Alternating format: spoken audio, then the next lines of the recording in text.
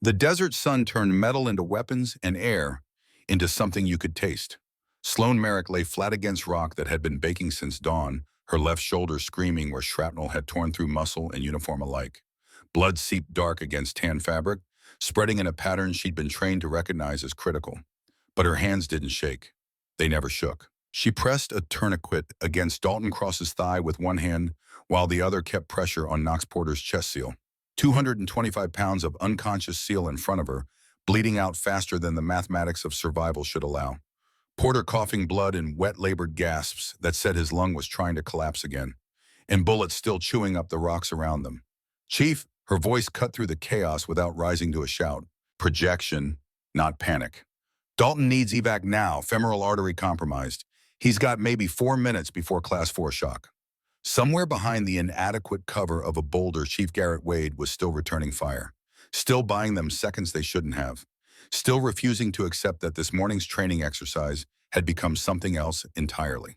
The kind of something that turned living men into statistics. Sloane twisted the tourniquet's windlass one more rotation. Dalton's arterial spray finally stopped. His face had gone the color of desert stone, but his chest still rose and fell. Still breathing meant still fighting.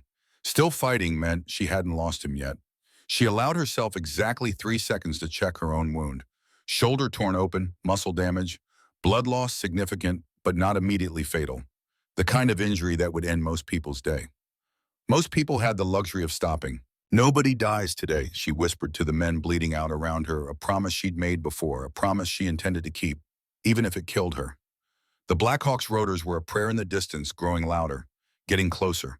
Not close enough, never close enough. 68 hours earlier, the supply truck kicked up dust that settled on everything. Uniforms, equipment, skin hope. Fort Irwin sat in the Mojave like humanity's argument against the desert, and the desert was winning. Prefab buildings that looked temporary because they were. Guard towers that leaned at angles suggesting they'd given up pretending to be permanent.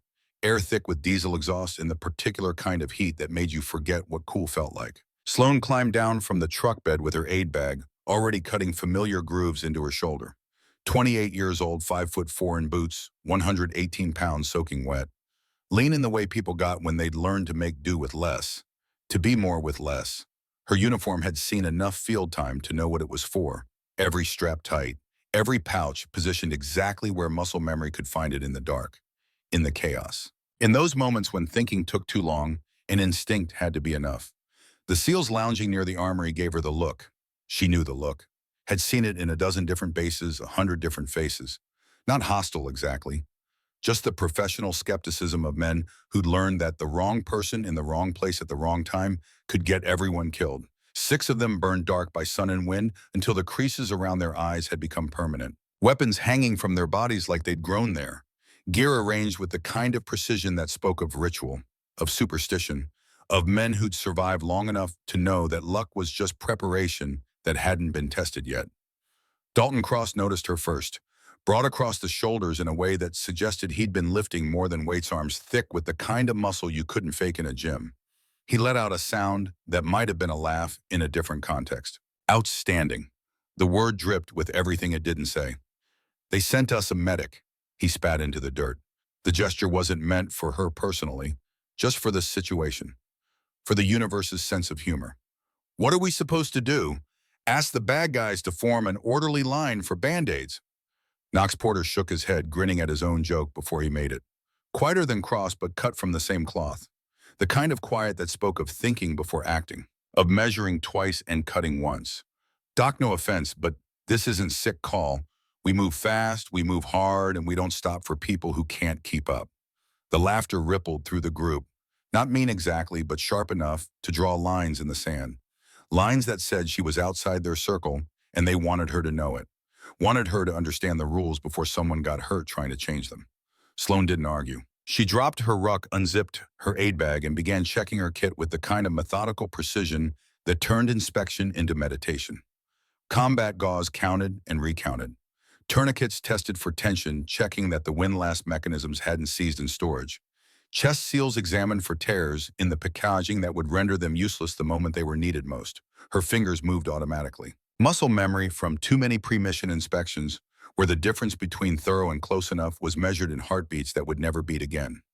Beckett Hayes leaned against his rifle, younger than the others, 23, and still trying to prove he belonged, still trying to earn the right to stop trying so hard.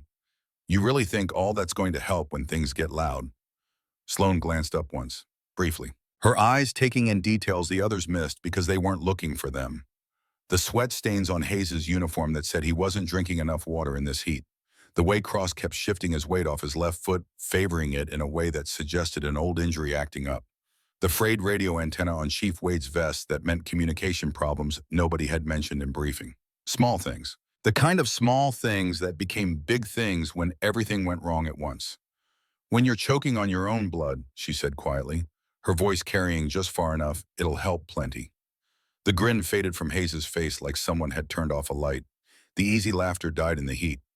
Sloane went back to her kit fingers, moving through supplies with the same calm efficiency she'd shown since stepping off the truck. No bravado, no challenges thrown back. Just a professional doing her job while others decided whether that job mattered. Chief Garrett Wade stood apart from his men watching, 42 years old with the weight of command written in the set of his shoulders and the lines around his mouth. He'd been doing this long enough to know the difference between someone playing at being ready and someone who actually was. He saw the way her hands never hesitated as she packed her kit. The way she'd assessed his team in that single glance, cataloging problems they hadn't told her about, hadn't even admitted to themselves. The way she'd handled Hayes' skepticism without making the kid feel foolish, even though he'd been mocking her 30 seconds earlier. Wade had lost a medic once, Elena Rodriguez. Good at her job, fast under pressure, died anyway, because being good and being fast sometimes wasn't enough when the universe decided it was your turn. He'd sworn after Elena that he wouldn't get attached to the next one, wouldn't make the mistake of thinking that competence could stand in for luck when luck ran out. But he was watching this one anyway.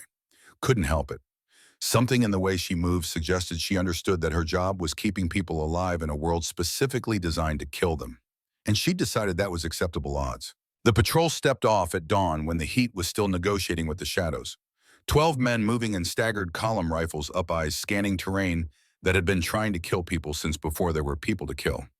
The mission was simple on paper, the kind of simple that experienced operators knew meant complicated in practice. 48-hour field training exercise in Restricted Zone 12, where the ridgelines jutted against the sky like broken teeth and the ground beneath your boots was unforgiving. Mock HVT rescue, simulated enemy contact. All the fun of combat without the actual dying, in theory. Sloane kept position in the middle of the column where Wade had ordered her, her aid bag a familiar weight against her back. She didn't complain about the pace, didn't ask for water breaks or adjustments to the route. Her eyes moved constantly, not just watching for threats the way infantry did, but cataloging the small details that could matter later. The way Cross favored his left leg on uneven ground. The shallow breathing that said Hayes was pushing too hard too early, burning energy he'd need later. The tension in Wade's shoulders that meant he was seeing something on the ridgelines he didn't like, but couldn't quite identify. 2 hours in the temperature climbed past 110. The kind of heat that stopped being a number and started being a presence. A third party in every decision. Cross drained his canteen in 3 long pulls. Sloane watched him do it and felt something tighten in her chest. Professional concern, clinical and immediate. Might want to pace that water, she said quietly, pulling an electrolyte packet from her vest. We've got hours left in this heat and your body's already behind on hydration. Cross turned with irritation already written across his sunburned face. Don't worry about me, Doc. Worry about keeping up. Porter chimed in from a few meters ahead. Yeah, save the bedside manner for the aid station. More chuckles from the team. Wade didn't intervene. He was focused on his map, trying to raise command on a radio that was giving him nothing but white noise in return. The frayed antenna she'd noticed earlier was doing exactly what frayed antennas did, failing when you needed them most. Sloane said nothing else. She mixed her electrolyte powder with water from her own canteen and drank it slowly, methodically, while her eyes continued their constant sweep of the terrain around them. Watching, waiting, preparing for the moment when professional skepticism would have to make room for professional respect, or professional necessity, whichever came first. 20 minutes later, Cross stumbled. It was barely noticeable. A slight weave in his step, a hand that reached out to steady himself against a rock he didn't quite need for balance. The kind of thing you'd miss if you weren't looking for it. Sloane was looking for it, had been looking for it since he'd drained that canteen like water was infinite and consequences were optional. Chief, she called quietly to Wade, respectful of the chain of command, but firm in her professional assessment. We need to take 5.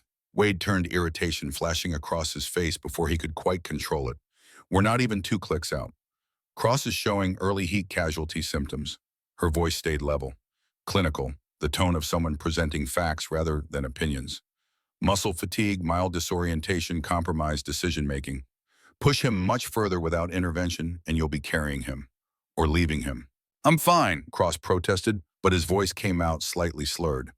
Just enough to prove he wasn't. Sloan ignored him, addressing Wade directly. 5 minutes. Get some electrolytes in him, check his core temperature, let his cardiovascular system stabilize, or lose him for the rest of the mission. Your call, Chief. Wade studied Cross more closely, noting the flush in his face that wasn't just sunburn, the way he was breathing through his mouth, the slight tremor in his hands that meant his body was starting to shut down non-essential systems to preserve core function. All the signs Sloan had seen 10 minutes ago. After a moment that felt longer than it was, Wade nodded grimly. 5 minutes. Hydrate and check gear. Cross sat in the shade of a boulder, sipping the electrolyte solution Sloan prepared for him with the same methodical precision she brought to everything else. Measured amounts, specific timing. Nothing left to chance when chance was the thing trying to kill you. His color gradually returned to something approximating normal. The slight tremor in his hands faded like it had never been there. Sloan knelt beside him, checking his pulse, his pupil. Response: the capillary refill in his nail beds. All the small indicators that separated recovering from declining. Feel better? She asked. He nodded reluctantly, pride warring with gratitude and losing. Yeah, thanks. Porter shook his head in something that might have been amazement. How did you spot that? He looked fine to me. Training, Sloan said simply, and experience. What she didn't say was that she'd seen heat casualties before war, had seen what happened when you didn't catch them early, had held dying men whose bodies had cooked from the inside out while their brains swelled against their skulls and their organs shut down one by one. Had promised herself she'd never let it happen again if she could help it. Some promises you kept because they were easy, others you kept because the alternative was unacceptable. When they resumed the patrol 15 minutes later, Cross's step was steady and sure. His breathing regulated, his hands stable on his weapon. But more importantly, the attitude of the team had shifted. Subtly, almost imperceptibly, but shifted nonetheless. They still didn't trust her completely. Trust was something you earned in fire, not in shade.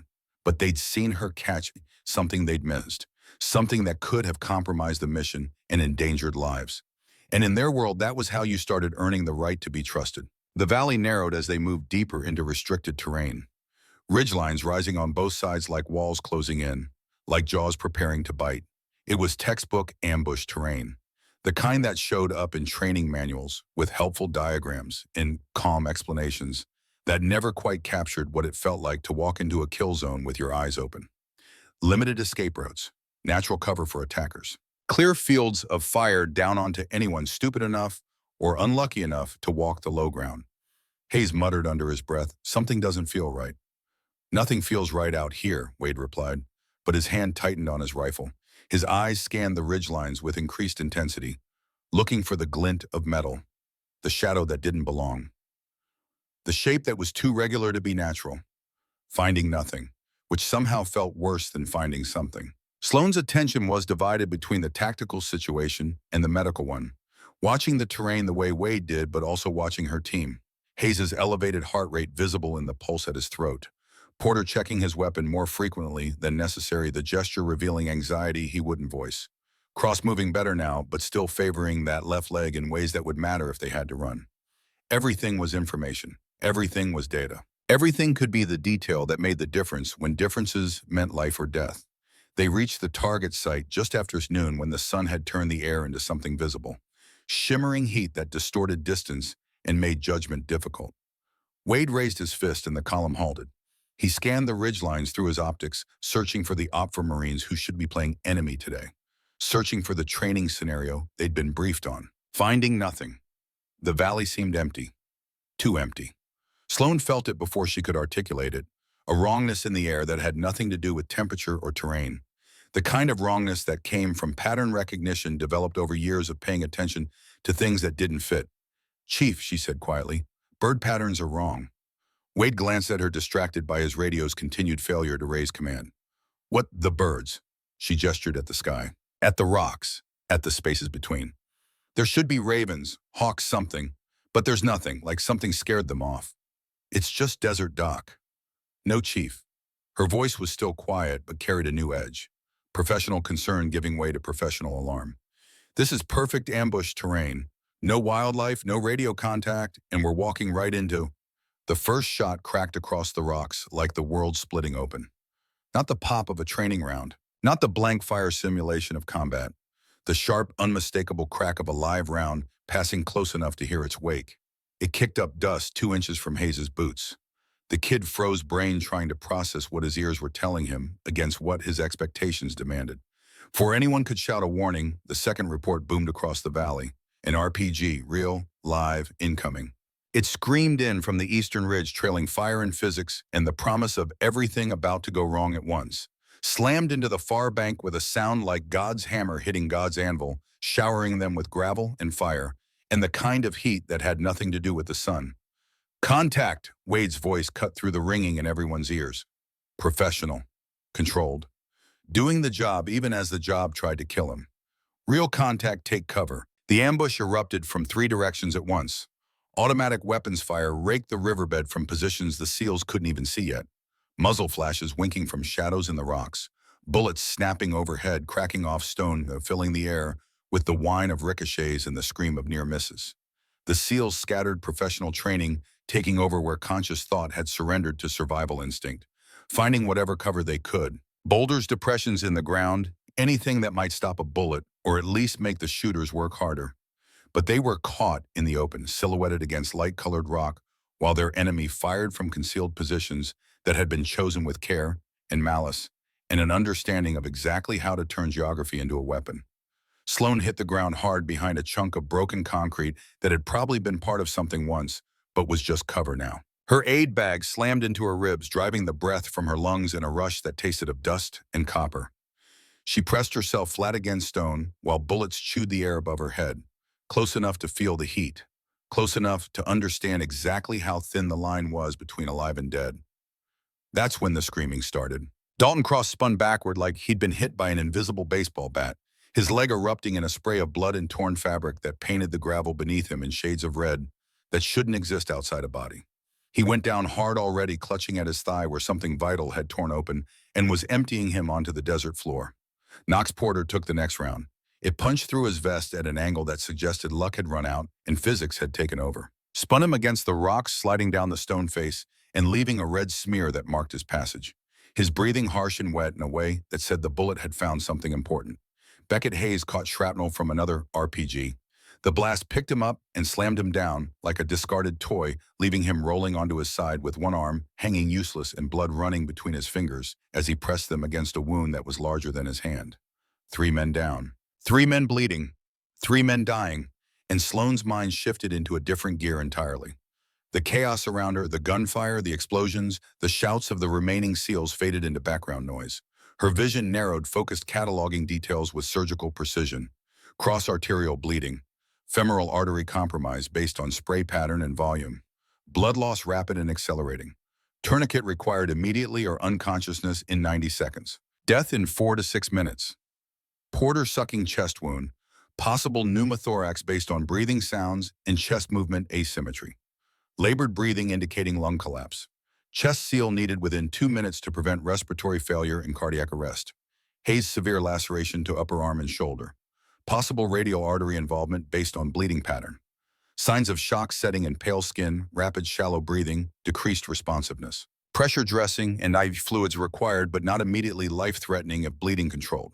3 men, 3 different medical emergencies, all critical, all requiring immediate intervention. The textbook said to triage, save who you could, accept losses where necessary, choose the most salvageable, and let the others go. Sloan Merrick had never been good at following textbooks. Not when they told her some people had to die because saving everyone was mathematically impossible. She'd learned her trade from a father who'd believed that impossible just meant you hadn't tried hard enough yet, who'd spent 20 years as an Army combat medic proving that mathematics didn't account for stubborn refusal to quit. Sergeant First Class Nathan Merrick had died in deployment when Sloan was 19. Died doing exactly what he'd taught her to do, refusing to accept that some wounds were fatal until they actually were. Multiple casualties.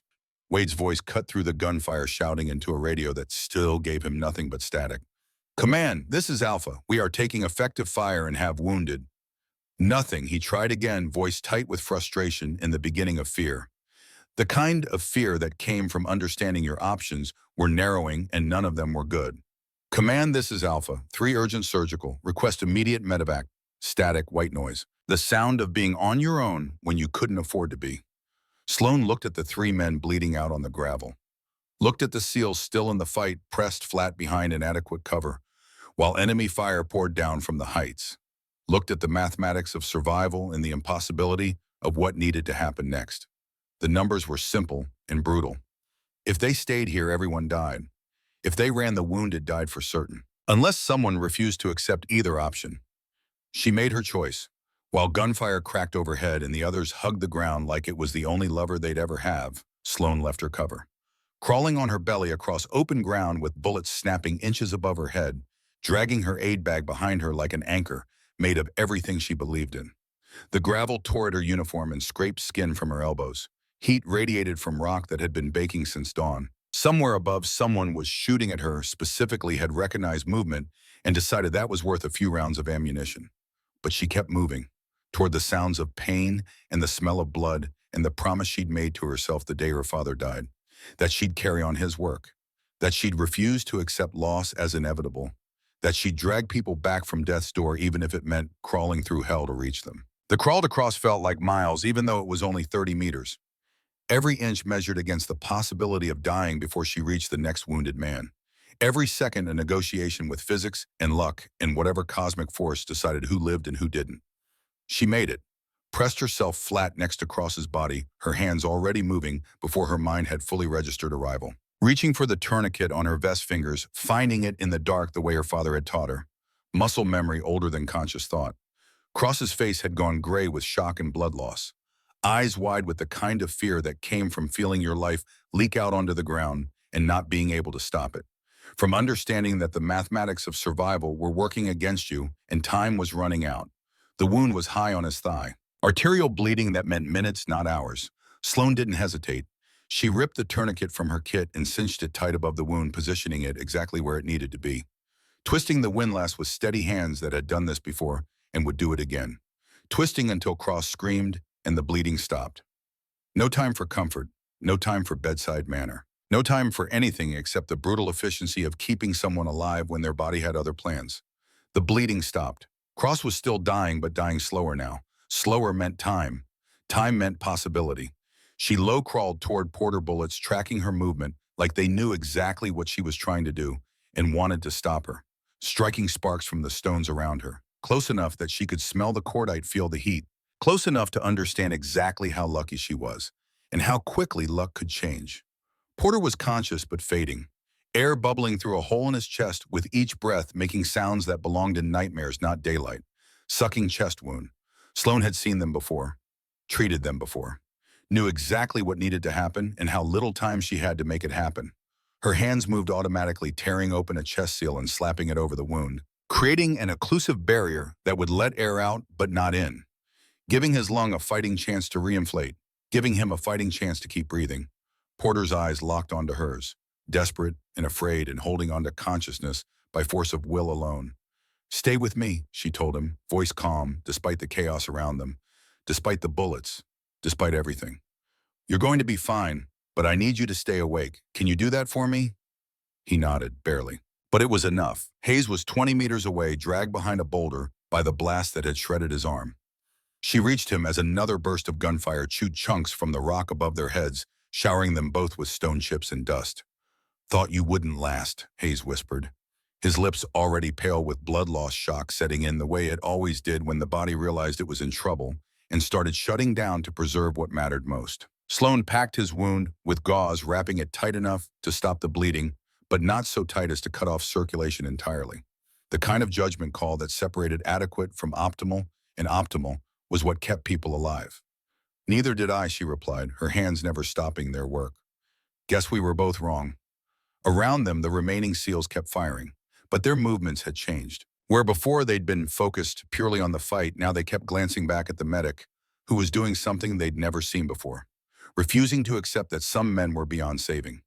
The enemy fire intensified as they spotted movement in the riverbed. Shouts echoed from the ridgelines. Harsh voices coordinating an assault designed to finish what the ambush had started. Time was running out. But the three SEALs who should have been dead weren't dead anymore. They were stabilized, patched, given minutes they shouldn't have had. And the medic who'd crawled through hell to reach them wasn't done yet. Not even close. Sloan looked at the three men scattered across the gravel, too badly wounded to move on their own, too heavy to carry all at once, spread across 45 meters of open ground that was currently serving as a free fire zone for people who'd come here specifically to kill American operators. The mathematics were brutal and simple. Cross 220 pounds of muscle and gear femoral artery compromised, losing blood with every heartbeat. Maybe 4 minutes before hypovolemic shock made survival impossible. Porter, 225 pounds, sucking chest wound and lung, trying to collapse despite the seal sheet applied. Every breath a negotiation with physics and failing anatomy. Hazel, 195 pounds, radial artery laceration already showing signs of shock. Not immediately fatal, but the clock was running on him too. 3 men. 3 different timelines to death. All of them measured in minutes, not hours. The textbook said to triage. Save who you could, except that some losses were necessary when resources were limited and time was short. Sloan Merrick had watched her father ignore that textbook for 20 years, had watched him drag impossible cases back from the edge through sheer refusal to quit, had learned that impossible just meant nobody had tried hard enough yet. She hooked her arms under Dalton Cross's shoulders and began pulling him toward the depression 50 meters away. The spot where a quirk of erosion had created a bowl in the ground deep enough to offer actual cover instead of the illusion of it. 50 meters might as well have been 50 miles. Cross outweighed her by 100 pounds before counting his gear. His body armor, ammunition, weapons, and equipment added another 40. She was asking her 118-pound frame to move 260 pounds of dead weight across broken terrain while people tried to kill her. The first 10 meters taught her exactly how impossible this was going to be. Her boots slipped on loose rock. Sweat made her grip on Cross's vest slick and unreliable. Her shoulder muscles started screaming within seconds, pushed past normal operating parameters into the realm where tissue damage was happening in real time. Bullets tracked her movement like they had a personal grudge, kicked up sprays of gravel that peppered her legs, sparked off rocks close enough to feel the heat, cracked overhead with sounds that meant someone was getting better at leading their target. She didn't stop, didn't slow, didn't allow herself to calculate the probability that the next bullet would find her instead of the stone around her. Because stopping meant Cross died here, and that wasn't acceptable. 20 meters covered. Her thighs were trembling now, quadriceps pushed into territory normally reserved for emergencies. Her breathing had gone ragged, oxygen debt accumulating faster than her cardiovascular system could manage. Keep moving.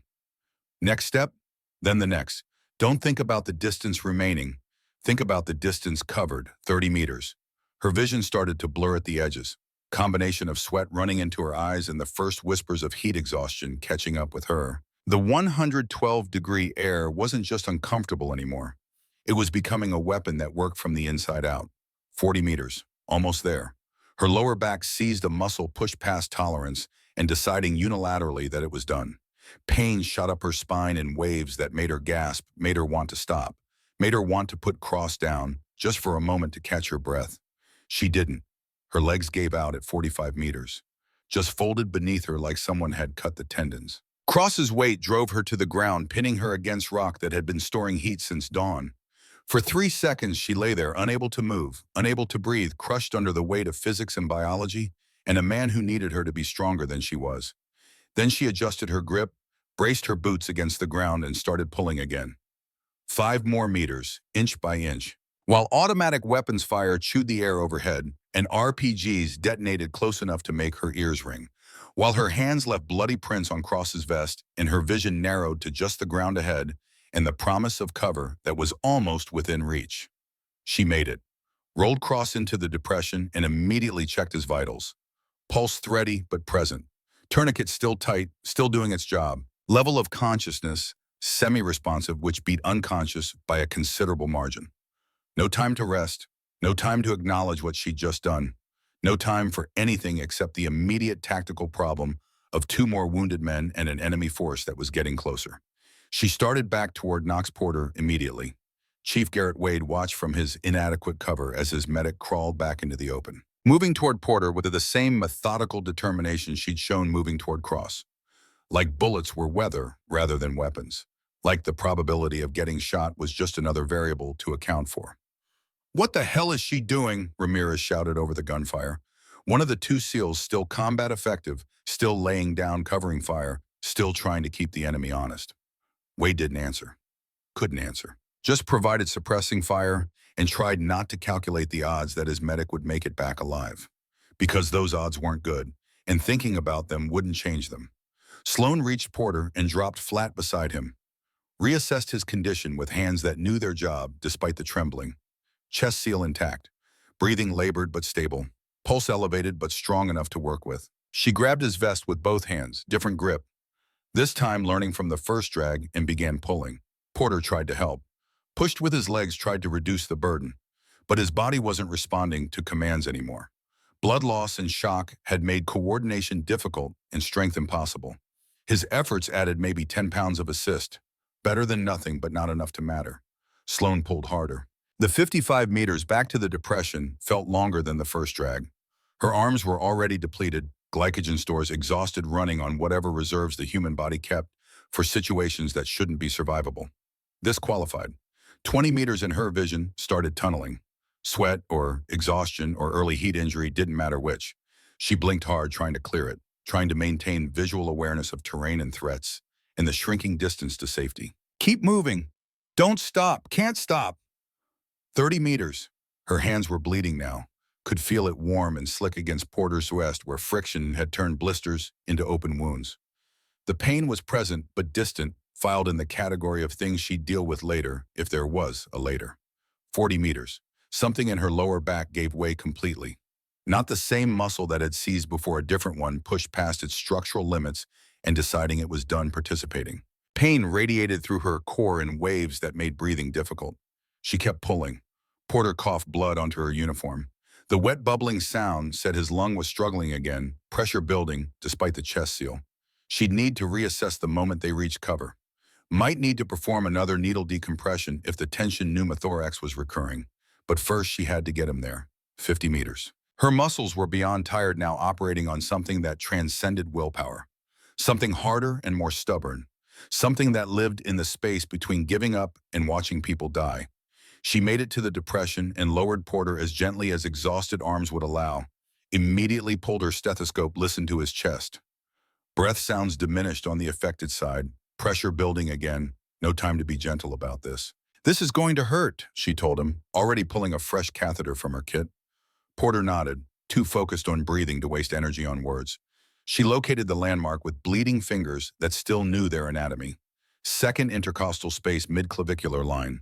The spot where a needle could relieve the pressure before it stopped his heart. Inserted the catheter with steady hands.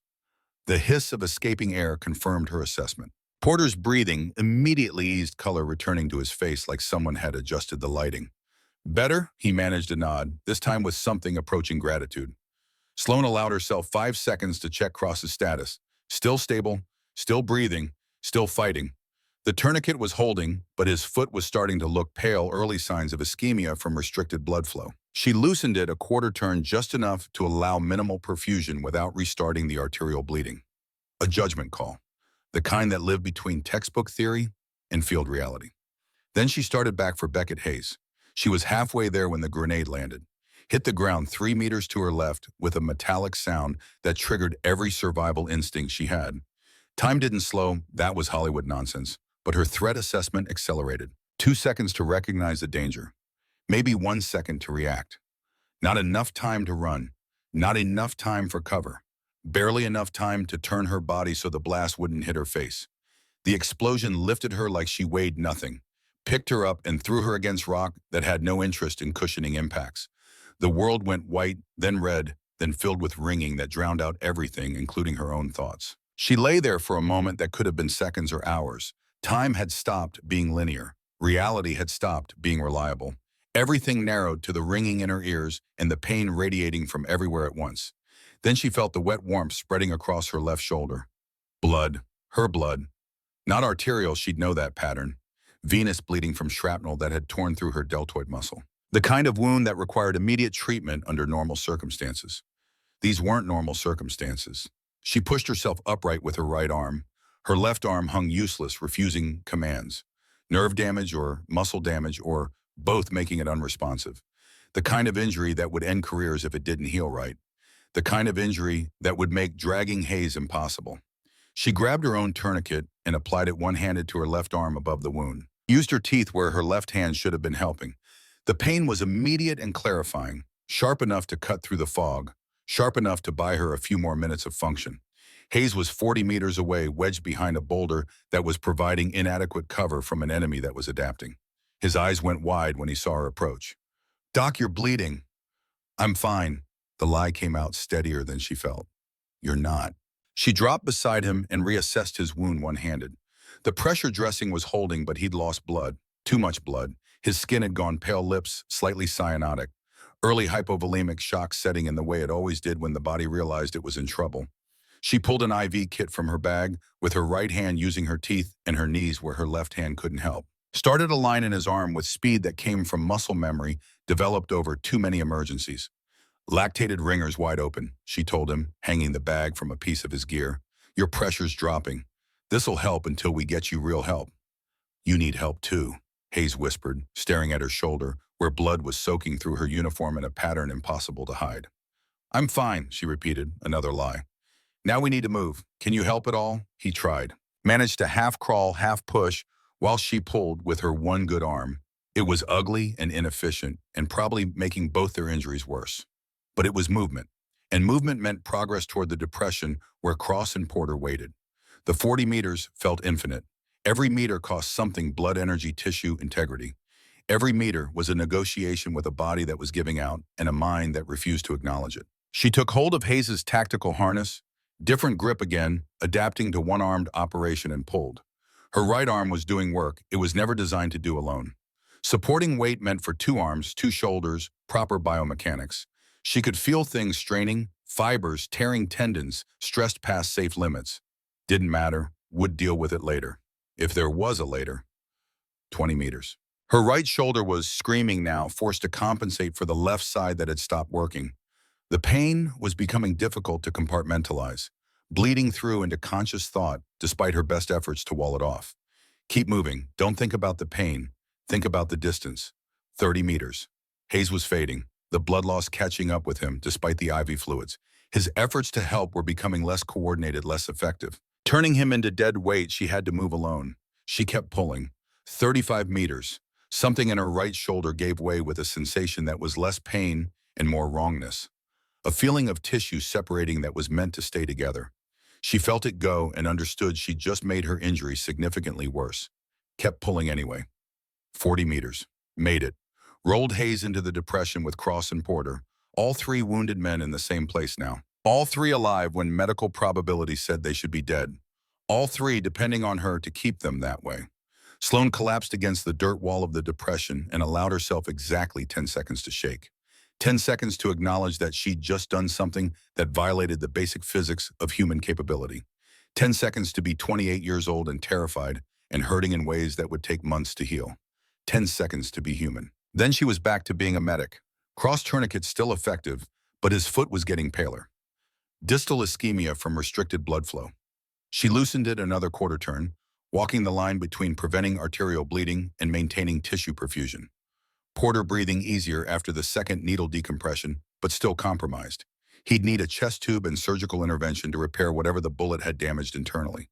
Soon. Hayes' blood pressure stabilizing with IV fluids, but still critically low. She adjusted the flow rate, checked his capillary refill, monitored his level of consciousness. All three critical. All three alive. All three her responsibility until someone else could take over. She checked her own injuries with clinical detachment. Left shoulder significant deltoid damage, probable nerve involvement, ongoing venous bleeding, controlled by tourniquet. Right shoulder overuse, injury, possible rotator cuff, tear, functional but compromised. Blood loss moderate and accelerating. Time until she became a casualty herself unknown, but not infinite. Filed it away. Would address it when the immediate crisis was over. Chief Wade's voice cut through the sound of ongoing gunfire, sharp with controlled urgency. "Command, this is Alpha 3, urgent surgical 1 walking wounded. Request immediate medevac." The radio crackled. For the first time in an hour, something other than static came through. Copy Alpha, QRF inbound, Itaikoe 12 minutes. 12 minutes. Sloan looked at the three men bleeding around her and understood that 12 minutes was both forever and no time at all. Forever if she could keep them stable. No time at all if something went wrong. She pulled fresh gauze from her kit, working one-handed, now her left arm completely useless, and began changing Porter's chest seal. The first one was saturated effectiveness compromised. She removed it carefully, applied a fresh seal, ensured proper occlusive coverage. Porter's eyes tracked her movements, conscious enough to be afraid enough to understand exactly how bad this was. Stay with me, she told him. 12 minutes. That's all we need. She moved across, rechecked his tourniquet. Still adequate, but the balance between too tight and not tight enough was getting harder to maintain. His foot was borderline ischemic. She made a micro-adjustment, loosening by millimeters rather than quarter turns. Cross managed a weak grin despite everything. Still think I won't last out here? Ask me in 12 minutes. She moved to Hayes, checked his IV rate, assessed his color. Better than before, but still not good. Pulse present, but thready. Blood pressure critically low, but no longer free-falling. Stable. Not good, but stable. She'd take stable. Around them, the firefight continued. Wade and the two remaining SEALs maintaining defensive positions, laying down suppressing fire, trying to keep the enemy at a distance. But the volume of incoming fire was increasing. The enemy adapting, flanking, getting closer. 9 minutes until the QRF. Sloane's vision was tunneling now. Blood loss from her shoulder catching up despite the tourniquet. She pulled a fresh dressing from her kit and pressed it against the wound with her right hand. Direct pressure, basic, effective, exhausting when you had to maintain it yourself. She held pressure and continued monitoring her patients with clinical efficiency that was becoming harder to maintain. Cross's foot was getting paler. She loosened the tourniquet another fraction. Better. Still not ideal, but better. Porter's breathing was deteriorating again. She listened to his chest diminish sounds on the affected side. The pneumothorax wasn't resolved, just managed. He needed surgery. Needed it soon. Hayes was drifting, consciousness slipping away as his brain prioritized vital functions over awareness. She grabbed his vest, gave him a shake. Hayes, stay with me. Don't you drift off. His eyes opened, unfocused at first, then finding her face with effort. Tired. I know, but you need to stay awake. Just a few more minutes. Can you do that? He nodded, barely, but it was something. 7 minutes. Wade appeared at the edge of the depression, firing controlled bursts between movements. He glanced down at his medic and his wounded men, and something shifted in his expression. Recognition, understanding, the look of someone witnessing something that shouldn't be possible. How are they? He asked between bursts. Alive, but they need surgery soon, all three of them. And you? I'm fine. Wade looked at the tourniquet on her arm, at the blood soaking her uniform, at the way she was favoring her right side because her left side had stopped functioning. You're a terrible liar, Doc. Good thing I'm a medic then. Something that might have been a laugh escaped Wade despite the circumstances, despite the bullets, despite everything. 5 minutes. The sound came as a whisper at first, distant but growing, the unmistakable rhythm of rotor blades beating air into submission, getting closer, getting real. The Black Hawk appeared over the ridge, flying low and aggressive. Door guns already tracking targets. The most beautiful thing Sloan had seen in her entire life. But the enemy had heard it too. Fire shifted skyward, tracers reaching up like deadly fireworks. The pilot banked hard, avoiding the worst of it, circling for another approach. Cannot land. The voice crackled over Wade's radio. Taking effective fire needs suppression. Wade's jaw tightened. 3 operators fighting against unknown numbers. No way to provide enough suppression to make the landing zone safe. Sloan made a decision. She grabbed smoke grenades from the packs of her wounded men. 4 canisters total. Not enough for proper concealment, but maybe enough for confusion. Doc, what are you doing? Wade's voice carried alarm, making it possible for that bird to land. She pulled herself out of the depression before he could stop her, moving on legs that barely worked, using her one functional arm to throw grenades in an arc between their position and the enemy ridgeline. Purple smoke erupted across the riverbed, then orange, then red, then green. A rainbow of chemical fog that obscured sight lines and made accurate fire difficult. Bullets searched for her through the smoke. Found rock. Found air. Found everything except her as she moved through the haze like a ghost with a death wish. Threw the last grenade and collapsed back into the depression. Her vision was graying at the edges now, Blood loss demanding payment for all the debts she'd accumulated. The tourniquet was helping, but not enough. She'd pushed too hard, asked too much, taken her body past the point where it could keep functioning without consequences. But the smoke was working. The helicopter came in fast and hard through the screen, landing in a cloud of dust and rotor wash. Crew chiefs jumping out before the skids fully touched down, ready for casualties. Sloan didn't wait for them to come to her. She grabbed Cross under the arms with her one good hand and started dragging him toward the bird. 30 meters. She'd already dragged him 50. What was 30 more? Everything. 30 more was everything. Her legs were shaking so badly they could barely support her own weight, much less Cross's. Her vision had narrowed to a tunnel with the helicopter at the end. The ringing in her ears had become constant pressure. She kept moving. A crew chief met her halfway, took Cross from her without words, loaded him onto a stretcher with practiced efficiency. She went back for Porter immediately. The crew chief tried to stop her. "Ma'am, you're wounded. Let us—" Porter has a recurring pneumothorax. He needs to be positioned on his right side during transport. Affected side up. Keep oxygen high flow. Do you understand?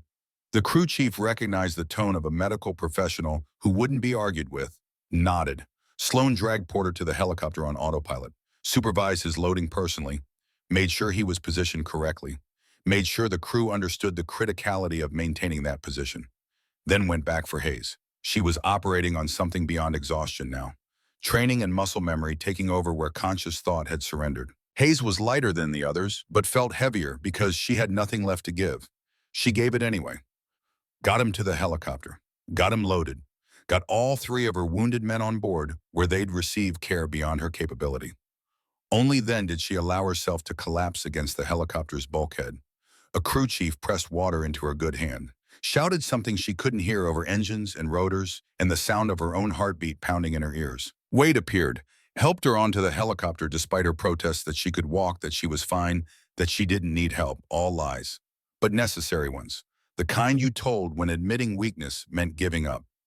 The Black Hawk lifted off, banking away from the kill zone, away from the bullets and explosions in the place where three men should have died but hadn't. Sloan looked at them now. Cross's color was better. IV fluids helping. He'd need surgery, but he'd survive to see it. Porter breathing easier in the oxygen-rich environment. Still critical, but no longer actively dying. Hayes alert enough to track movement, to understand he was going to make it. They were going to live, all three of them. The mission was complete. The crew chief leaned close, had to shout over the noise. "What you did back there, that was something else." Sloan shook her head, too exhausted for conversation. Too focused on maintaining consciousness to accept praise she didn't think she'd earned.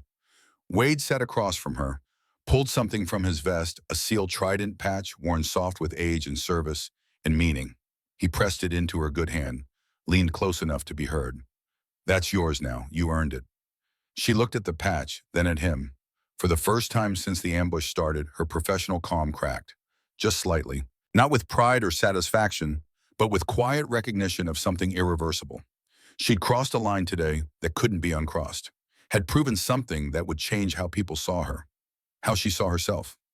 The helicopter banked toward base carrying its cargo of wounded warriors and one medic who'd refused to accept that some battles couldn't be won. Sloan's vision was going dark. Blood loss finally demanding payment. She fought it, tried to stay conscious, tried to keep monitoring because that was her job, and jobs didn't end until someone else took over. But biology had other plans. The last thing she saw was Wade's hand on her good shoulder. Steady, grounding.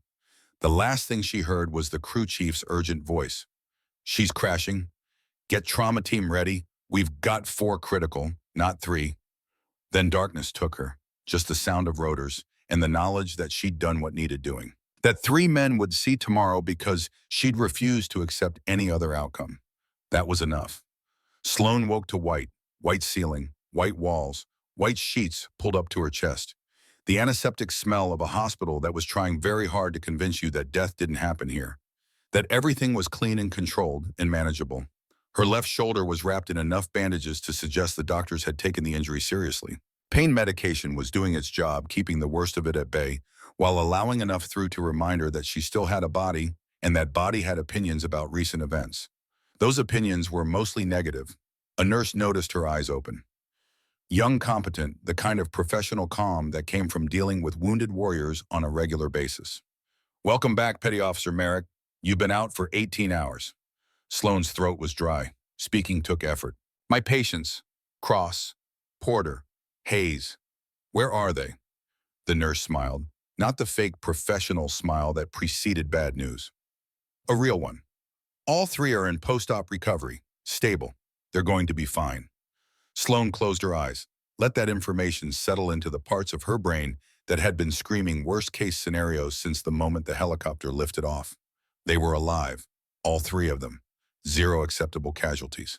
You had us worried, the nurse continued checking the monitors. Emergency surgery to repair your deltoid muscle. Significant nerve damage. Blood transfusion. You lost almost 2 pints before we got you stabilized. How bad is the nerve damage? The nurse hesitated, the kind of hesitation that preceded information you didn't want to hear but needed to. The surgeon will discuss it with you, but you should prepare yourself for the possibility of permanent limited mobility in your left shoulder. Maybe 60 to 70% function if the physical therapy goes well. 60 to 70%. Enough to live a normal life, not enough for full duty, not enough to go back to the field and do the job she trained for. The kind of injury that ended careers. Sloane absorbed this information with the same clinical detachment she brought to everything else. Filed it away in the category of things that couldn't be changed and therefore weren't worth emotional energy. She'd made her choice in that riverbed, would make it again. Some things were worth the cost.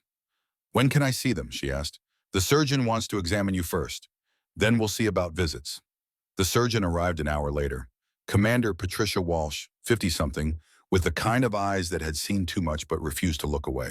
She examined Sloane's shoulder with practiced hands, checking range of motion, nerve response, pain levels. You tore your deltoid completely off the bone, Walsh said without preamble. Shrapnel severed multiple nerve bundles. We reattached what we could, but full recovery is unlikely. You'll regain some function with therapy. How much depends on how hard you work and how lucky you are. Will I be able to deploy? Walsh's expression answered before her words did. Medical Review Board will make the final determination. But realistically, you're looking at honorable medical discharge or reassignment to non-deployable duties. Sloane nodded, had expected this. The mathematics of nerve damage and military requirements didn't leave much room for optimism. There is another option, Walsh continued. Fort Sam Houston needs instructors for their advanced combat medicine program. Your record speaks for itself. What you did in that riverbed, that's the kind of thing we need to be teaching. Teaching, passing on knowledge instead of using it directly. Training the next generation instead of being on the ground yourself. It wasn't what she'd planned, wasn't what she'd wanted, but wanting and getting were two different things. She'd learned that early. I'll consider it, Sloane said. You should also know, Walsh added, that you're being recommended for the Navy Cross. Chief Wade submitted the paperwork. His entire team co-signed it. The Navy Cross, the highest decoration below the Medal of Honor. The kind of recognition that careers were built on. Sloane felt nothing about it. No pride, no satisfaction. Just a distant acknowledgement that paperwork would be filed and decisions would be made, and none of it would change what had happened in that valley. I just did my job, she said quietly. Walsh studied her for a long moment, then nodded with something that might have been understanding. The best ones always say that. They let her see Cross, Porter, and Hayes that afternoon. Walking hurt. Everything hurt. But she made it to their rooms under her own power because accepting help felt like admitting defeat. Cross was first. His room smelled of disinfectant and the particular staleness that hospitals develop despite their best efforts. He was awake, leg elevated, and wrapped in enough bandages to suggest the surgeons had taken their time. Doc. His voice was hoarse but strong. They told me you dragged me 58 meters while people were shooting at you. 60 actually, but who's counting? I'm 225 pounds. I noticed. Cross shook his head in something that might have been disbelief or might have been awe, hard to tell which. I gave you shit, said you wouldn't last, said you'd slow us down. You did. I was wrong, I'm sorry. Sloane sat in the chair beside his bed. Her shoulder protested. She ignored it. You were doing your job, making sure your team was solid. Nothing to apologize for. Still, what you did that wasn't normal. That wasn't what medics do. It's exactly what medics do. You just hadn't seen it yet. They sat in silence for a moment. The kind of silence that existed between people who'd shared something that couldn't quite be put into words. My leg, Cross finally asked. The question he'd been avoiding. The one that mattered most. They saved it. Full recovery expected in 6 to 8 months. You'll walk with a slight limp when you're tired, but you'll walk. Cross closed his eyes, relief written across his face in lines too deep for words. Thank you. Don't thank me. Just get better. Porter was in the ICU. Chest tube draining, fluid oxygen mask covering half his face, monitors, beeping in rhythms that Sloan recognized as stable but critical. His wife was there, holding his hand with a kind of grip that suggested she'd been afraid to let go since arriving. Small, dark-haired eyes red from crying. She looked up when Sloan entered. Recognition flickered across her face. You're the medic, the one who saved him. I'm Sloan Merrick, yes. Porter's wife stood, crossed the small room in 3 steps, pulled Sloan into a hug that made her injured shoulder scream. Sloan endured it. Some pain was worth it. Thank you. The words came out choked. They said he wouldn't have made it. They said the chest wound should have killed him. They said you did something impossible. I did what needed doing. Emma. Porter's voice was weak but clear. Her name is Emma. She's 3. She asks about Daddy every night. He gestured to the bedside table where a photo stood. Little girl with dark curls and Porter's eyes holding a stuffed bear nearly as big as she was. She gets to keep asking, Sloan said. That's what matters. Porter's eyes were wet. I get to go home because of you. I get to read her bedtime stories. I get to teach her to ride a bike. I get to be there. Then be there, make it count. Hayes was in better shape than the others. Arm in a complex brace that suggested the surgeons had been thorough. Color back in his face. Alert enough to be bored, which was always a good sign. Doc. He tried to sit up straighter when she entered, winced, settled for a nod instead. Hayes. They told me you were wounded, that you kept working anyway. Had to. You needed treatment. I saw you get hit by that grenade, saw you get back up, saw you drag me with one arm while bleeding out. Sloan said nothing. Let him process it in his own time. I thought you wouldn't last, Hayes said quietly. Thought you were too small, too quiet, too soft for this kind of work. You weren't the only one. I was wrong, we all were. You're the toughest person I've ever met, and I've met a lot of people claiming to be tough. Tough is just stubborn with better PR. Hayes laughed, then winced because laughing hurt. They're saying you're getting the Navy Cross. They're saying a lot of things. You deserve it. You deserve more than that. Sloan stood. Her shoulder was screaming now, the pain medication wearing off. Time to get back to her own room before she fell down.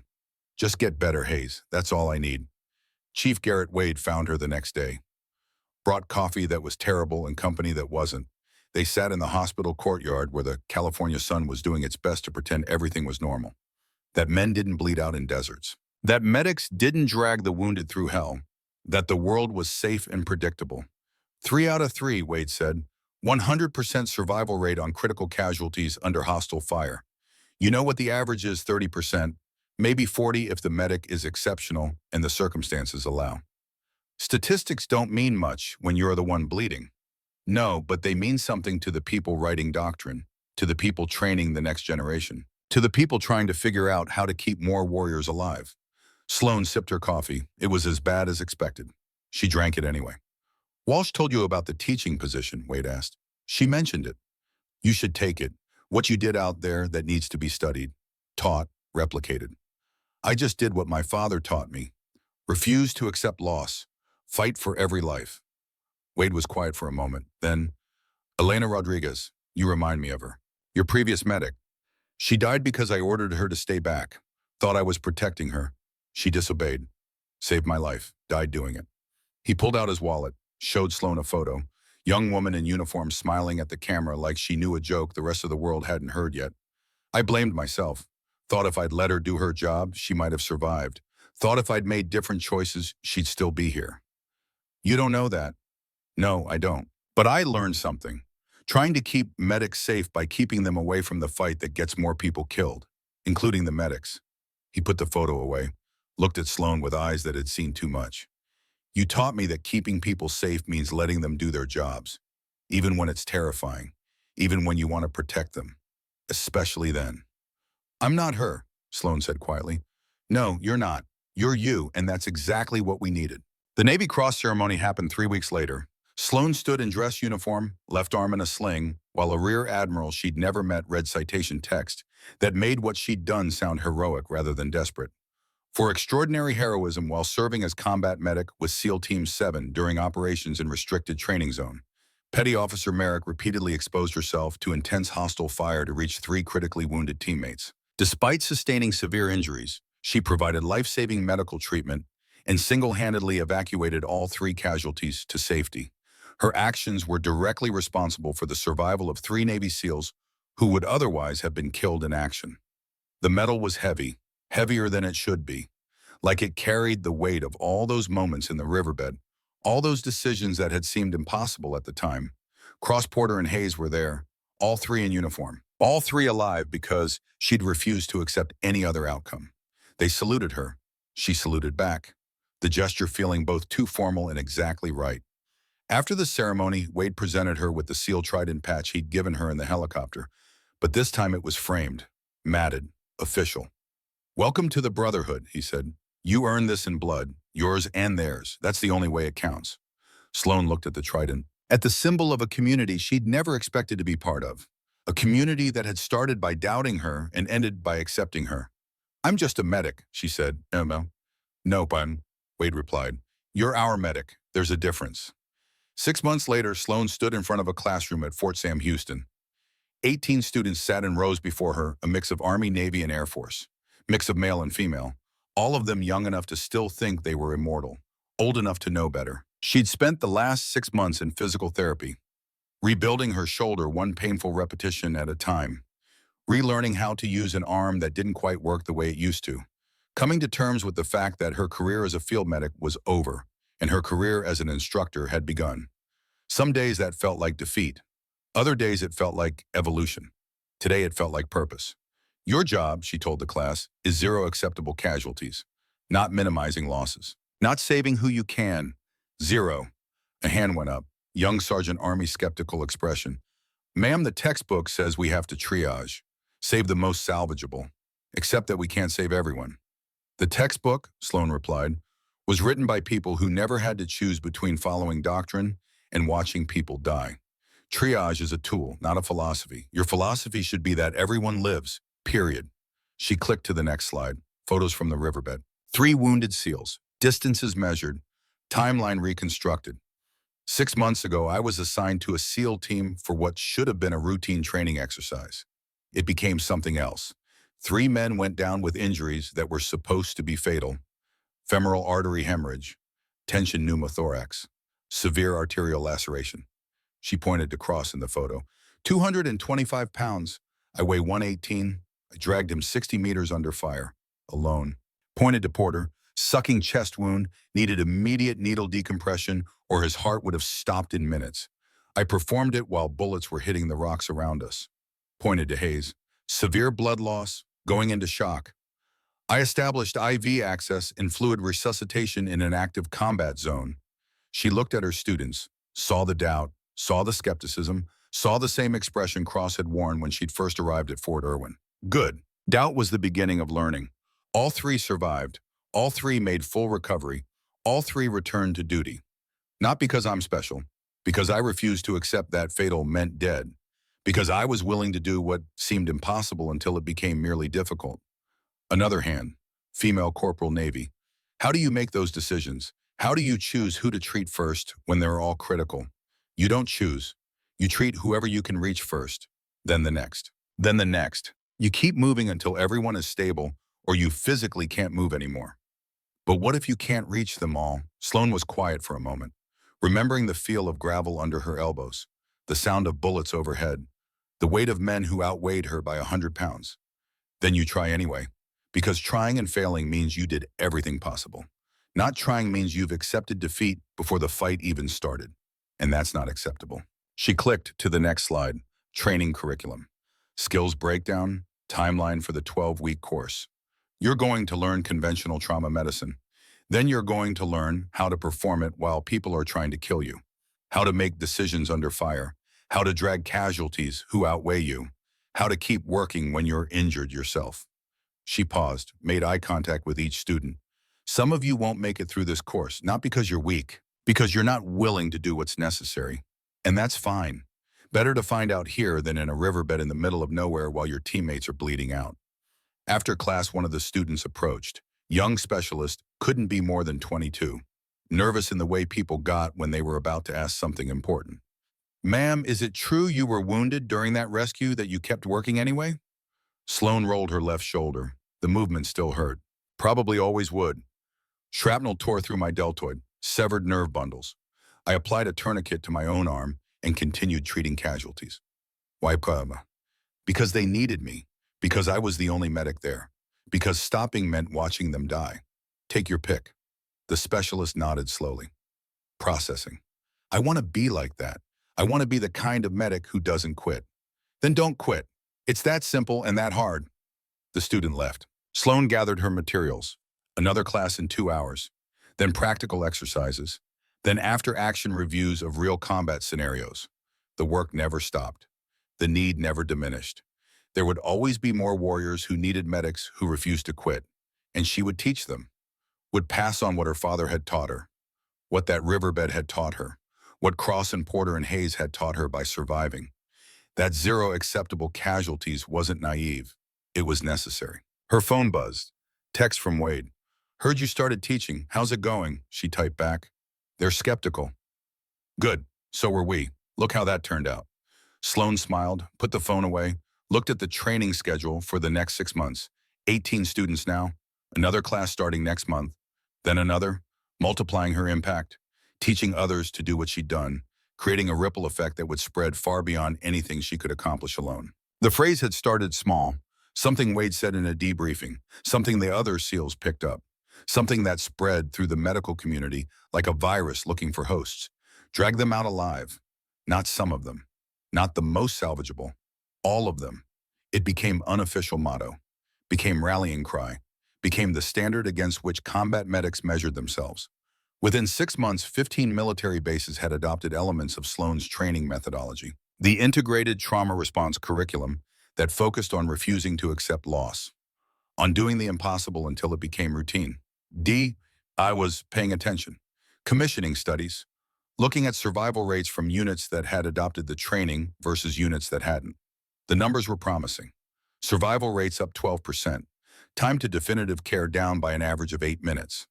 Medics reporting higher confidence in their ability to manage mass casualty situations. Numbers that represented lives. People who would come home instead of coming home in boxes. Sloan tried not to think about it in those terms. Tried to focus on the students in front of her rather than the abstract statistical impacts of her work. But sometimes late at night when the phantom pain in her shoulder kept her awake, she'd think about all the medics she was training, all the casualties they'd treat over their careers. All the families that would stay whole because someone refused to accept that fatal meant dead. The math was staggering, humbling, terrifying. Her father would have understood. Sergeant First Class Nathan Merrick had spent 20 years teaching young medics to refuse defeat, to fight for every life like it was their own. He died doing exactly that, treating casualties under fire, refusing to leave anyone behind. She'd inherited that stubbornness, that refusal to accept loss, that commitment to the impossible. And now she was passing it on. On a Saturday in October, Sloan drove to the military cemetery where her father was buried. She'd been avoiding it, making excuses about being too busy, too tired, too focused on recovery. Truth was, she hadn't known what to say. His grave was simple, standard military marker, name, rank, dates, nothing that captured who he'd been or what he'd meant to the people he'd saved.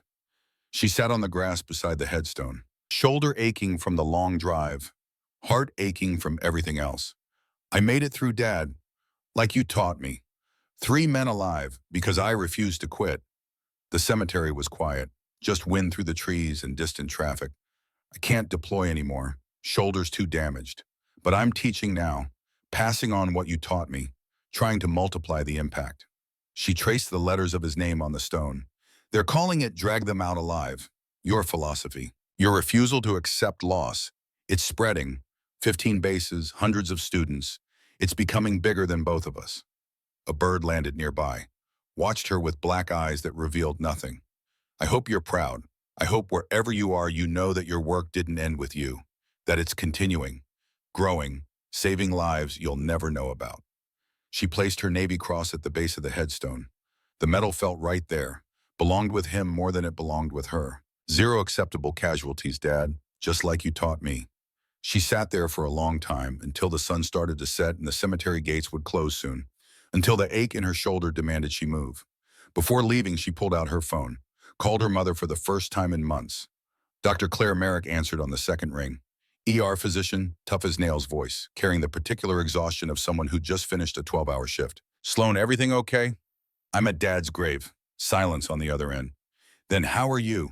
I'm teaching now. Fort Sam Houston, combat medicine, passing on what he taught me. I heard about what you did. Wade called me, told me everything, told me you saved 3 men, nearly died doing it. I made the right choice, Mom. Another silence, longer this time. When Claire spoke again, her voice was thick with emotions she rarely showed. Your father would be so proud of you. I'm proud of you, even though it terrifies me, even though I wish you'd chosen something safer. Safe doesn't save lives. No, it doesn't, but Sloan, promise me you'll take care of yourself. Promise me you'll let others help carry the weight sometimes. I promise to try. That's all I can ask. They talked for another 20 minutes. About teaching, about recovery, about Claire's work at the hospital, about everything and nothing. When they hung up, Sloan felt lighter. Like she'd been carrying weight she didn't know was there until it was gone.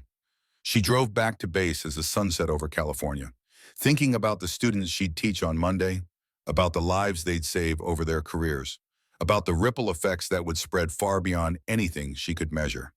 Her phone buzzed. Text from Wade. Team 7 has a mission next month, requesting you as medical advisor for pre-deployment training. You and he, Sloan smiled, typed back without hesitation. When do we start? 3 days later, she was back at Fort Irwin. Different role now, not the doubted newcomer, but the proven expert. Not the one being tested, but the one doing the teaching. Wade's team had grown, new faces mixed with familiar ones. Cross was there, slight limp, but otherwise fully recovered.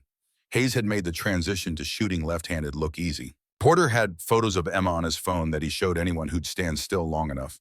They gathered in the briefing room. 12 SEALs and 1 instructor who weighed less than most of their rucks. Gentlemen, Wade began, this is Petty Officer Sloan Merrick. Some of you know her.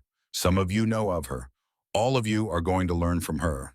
He gestured to Sloan. She stood, shoulder still aching but functional, left arm at maybe 70%, but that was enough. 0 acceptable casualties, she said.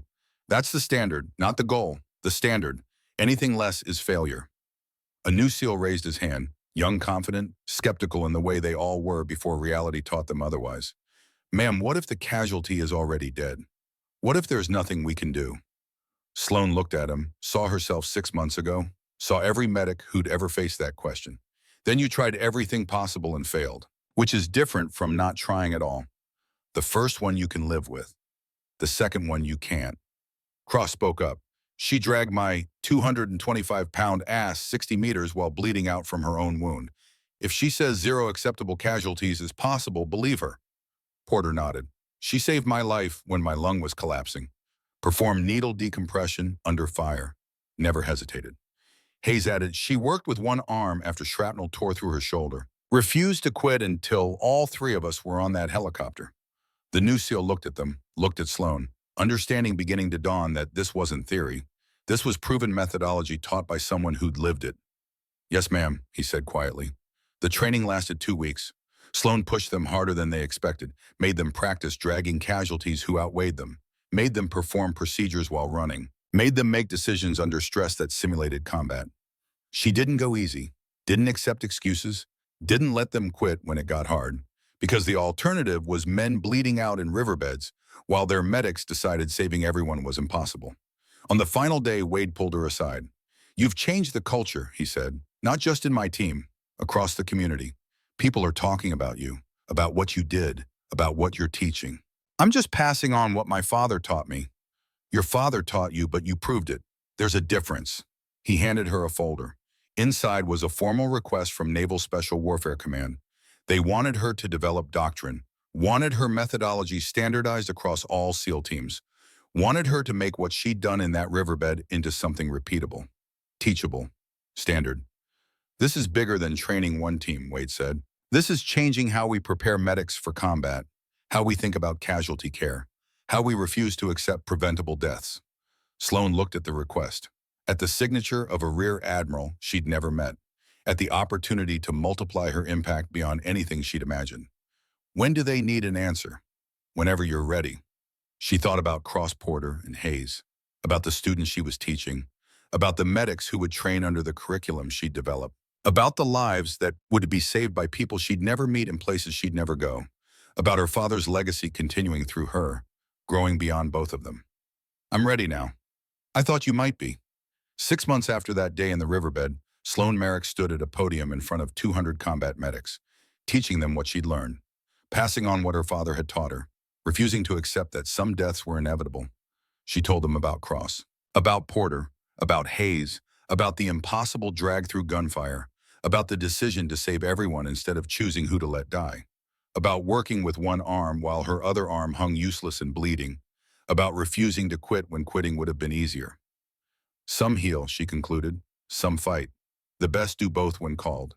Your job is to be the best, to refuse to accept loss, to drag them out alive no matter what it costs. She paused, looked at the faces staring back at her. Young, idealistic, about to learn that idealism backed by skill and stubbornness could change the world. Zero acceptable casualties. That's not naive. That's not impossible. That's your job. Now go do it. The room erupted in applause, but Sloane barely heard it. She was already thinking about the next class. The next group of medics who needed to learn that impossible was just another word for hard. That night, she got a message from Porter. Photo of him reading to Emma, both of them smiling. Caption read, "Because of you, thank you." Then Cross. Video of him running, no limp visible. Caption, "Back to full duty, you were right about everything." Then Hayes. Photo from a range, target with tight grouping, all left-handed. Caption, "Better than I was before. Still learning from you." Sloane saved the messages, would look at them on days when the teaching felt endless and the impact felt abstract. When she needed reminding that the work mattered, that lives were being saved, that her father's legacy was continuing. She stood at her window, looking out at Fort Sam Houston, where hundreds of medics were learning to refuse defeat, learning that zero acceptable casualties wasn't a slogan. It was a commitment. Her shoulder ached. Always would. A permanent reminder of the day she'd proven that one person refusing to quit could change everything. Tomorrow she'd teach another class. Would push students harder than they thought possible. Would demand they reach for impossible until it became routine. Would continue her father's work. Would multiply the impact. Would save lives she'd never know about through the medics she trained.